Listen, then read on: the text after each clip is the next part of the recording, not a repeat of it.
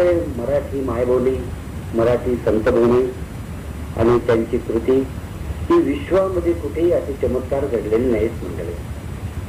संतांच्या मालिकेत, वीरांच्या मालिकेत, थोर पुरुषांच्या मालिकेत, त्याचबरोबर सगळी तीर्थक्षेत्र, सगळी धारातीर्थ, आज एवढी धारातीर्थ भारतात कुठंच नाहीये. भारतात सगळ्यात मोठं धारातीर्थ म्हणजे कुरुक्षेत्र आणि दुसरं चितोड. बाकीचे आहेत ना हे सगळे तळपुट्या मूर्खांचे, तळ केलेले, अर्धवट धरसोड केलेले, पकडो मारो म्हणता म्हणता पुन्हा तळ नामे पांढरे निशाण दाखवलेले.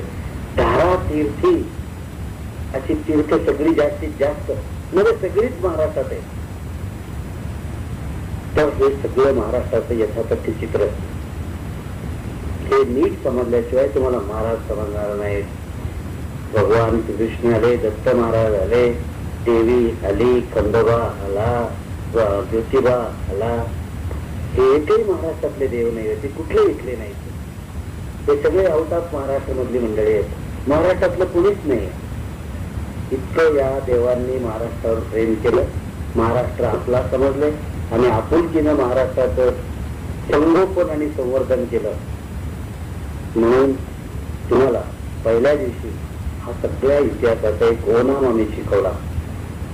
त्याचा उद्देश एवढा होता की बाबांनो, हे असे फोटोवर चपलानी नाचणारे सैतान जर उद्या निर्माण झाले तर आम्हाला असं दुःख होणार आहे का आपण उद्याच या थोर शक्तीची विटंबना करायला आपण कारणीभूत आहोत. आपण त्याला महाराजांच्या भक्तीला लावलं आणि तोच सैतान त्याच्यावर जर सुरू राहिला तर याला जे वर एखादी जवळ जर शिक्षा झाली तर त्यातला थोडस 10 रुपयाचा दंड तर मला मिळालाच पाहिजे त्या चित्रगुप्ताने, का तू सुद्धा आरोपी नंबर 1 यातला आहेस,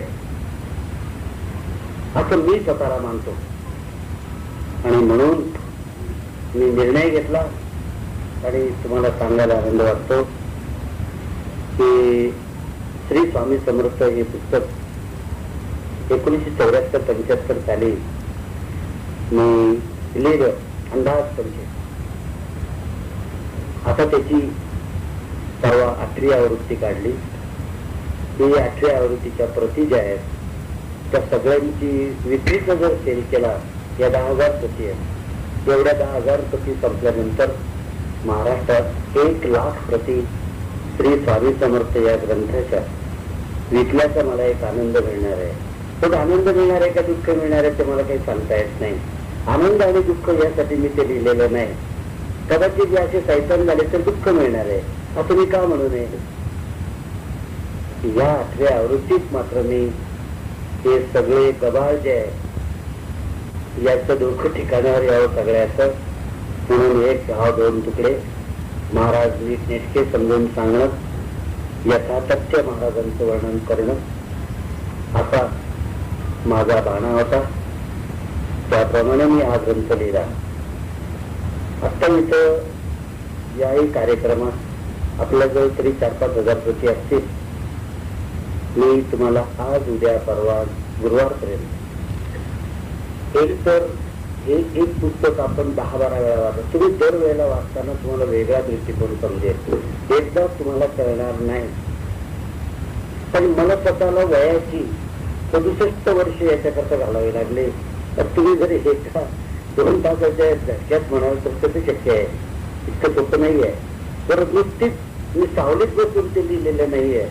रोज त्याच्याबद्दल बोमा मारणे, विचार करणे, अनंत जीवाच्या सुखदुःखाशी निगडीत होणे, त्यांच्या तळागाळात उड्या मारून ठाव काढणे, अशा मोठ्या मंथनातून काढलेले ते सार आहे. तर मी सुद्धा नेती म्हणतो, मला कळलं नाही अजून. तर तुम्ही उगाचच मोठ्या भ्रमात पडू नका. माझं स्वतःचं कौतुक करण्याकरता मी बोललो नाही, बोलणार नाही आणि कधी बोललेलंही नाहीये. आपल्या जवळ ध्यानी मनी जळी तळी काष्टी पाशाने एकच शब्द आहे, तो म्हणजे स्वामी महाराज. आणि ते जर समजून घ्यायचे असेल तर तुम्ही स्वतः ते पुस्तक जास्तीत जास्त वाचा. तुम्हाला जेवढे इष्ट मित्र जनगोट आहेत त्या प्रत्येकाला ते पुस्तक द्या. आपण प्रकाशन संस्थेबद्दल बोलायला काही हरकत नाही की हे जे श्री स्वामी समर्थ पुस्तक आहे हे जर आज महाराष्ट्रात दुसऱ्या कोणी जर छापलं तर 40-50 रुपये त्याची किंमत ठेवावी लागेल. एवढं त्याला चांगलं मटेरियल वापरलेलं आहे. एवढ्या पानांच्या पुस्तकाची किंमत बाहेर एवढी आहे, आपण ते फक्त 5 रुपयाला ठेवलंय.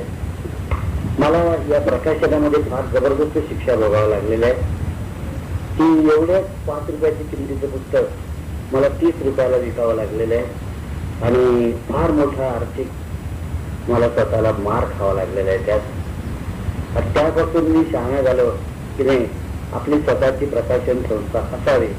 तर ते हिंदू धर्मपुस्तक मी तुम्हाला 2-4 महिन्यात 5 रुपयाला देणार आहे. त्याच्यावर एक अगदी चांगलं उत्कृष्ट पैकी. आणि हिंदू धर्म 5 रुपयाला दिल्यानंतर मला असं वाटतं की कदाचित आपल्या मार्गाचा फार मोठा प्रचार होणार आहे, लक्षात ठेवा. तर आता मूळ विषय स्वामी महाराज समजून सांगण्याकरता म्हणून पहिला एक दिवस गेला. काल मी बघितलं की आपले काही विषयच राहून जातील या आठवड्यात आणि शेवटच्या दिवशी मी तुम्हाला काय काय देणार आहे ते काय अशी जादूची पुडी नाही का लेव अंगारा लगाव तुम्हाला भला हो जाएगा.